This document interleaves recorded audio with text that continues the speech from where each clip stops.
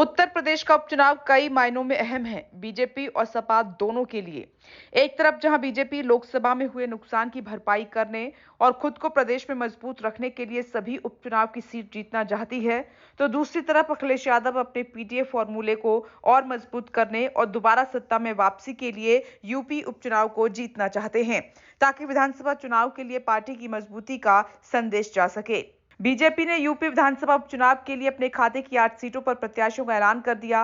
9वीं seat Muzaffarnagar की मीरापुर रालोद यानी कि आरएलडी को दी है।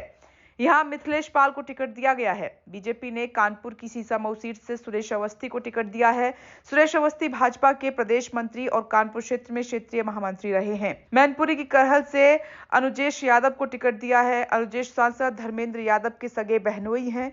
अखिलेश यादव के भी रिश्ते में बहनोई लगते हैं। अंबेडकर नगर के कटहरी में धर्मराज निषाद और मुरादाबाद की कुंदर की सीट से रामवीर सिंह ठाकुर, गाजियाबाद से संजीव शर्मा, अलीगढ़ के खैर से सुरेंद्र दिलेर, प्रयागराज की फूलपुर सीट से दीपक पटेल, मिर्जापुर के मझवा से सुचिस्मिता मौर्य को टिकट दिया है।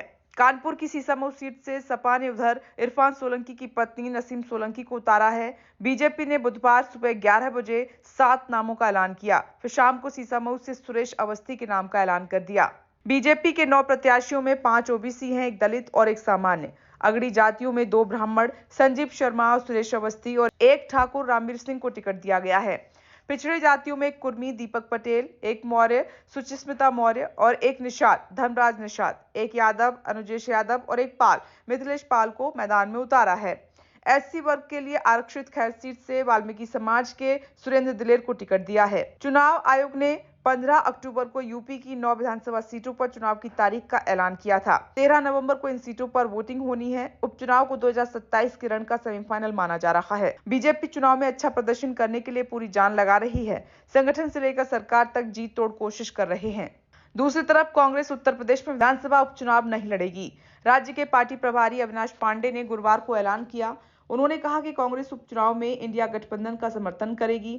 इसके बाद सपा ने गाजियाबाद और खैर सीटों पर भी अपने उम्मीदवारों के नाम का ऐलान कर दिया।